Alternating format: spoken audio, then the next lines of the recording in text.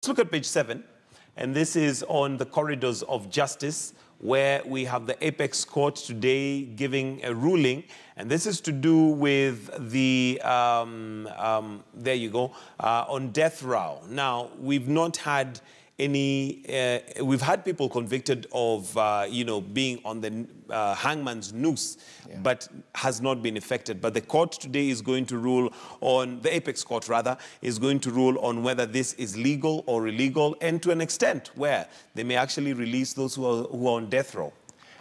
This has been a very long issue. You realize that it's a very historical issue to say. It's gone for years and years, and it's actually not fair.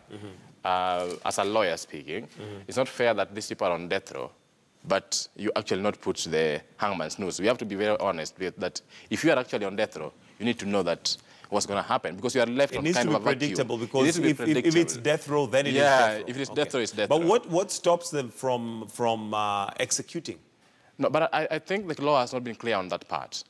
That's the law of the land. Is there a point where the law changed? Because if you look at previously, there are those who are on death row and they did actually were executed. No, so at what point did we stop executing, and what advised that? I think what advised that was international laws.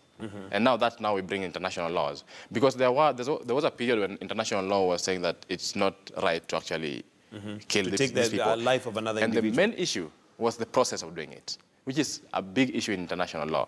How do you execute? You know, how do you do it, the process of doing it? So that has actually put many countries to actually hold it back, because there's a very thin line of doing it and crossing over the human rights issues. So you have to be very keen. But most countries are taking a step to ensure that these people are actually reformed into the society. Now, if we were to go with the international law, do they have a recommendation of how it's supposed to be done?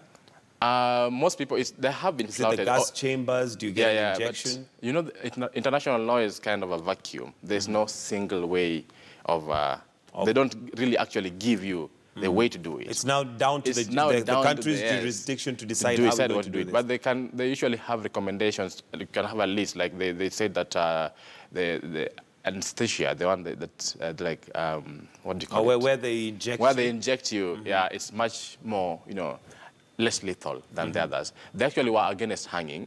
They're against shooting, because some countries shoot.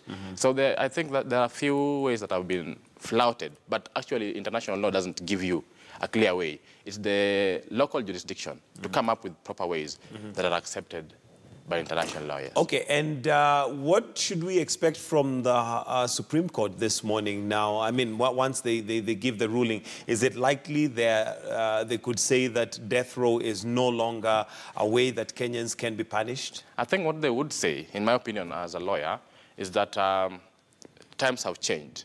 If times have changed, therefore we need to also have a bit of changes, So it is important that we recognize our history and where we're going to. We need to actually accept the fact that if times have changed, we also need to change the way we do certain things, including putting people to the hangman's noose. Hangman's noose. Yes. All right, and well, we'll wait and hear what they have to say in regards to that. And let's now take a look at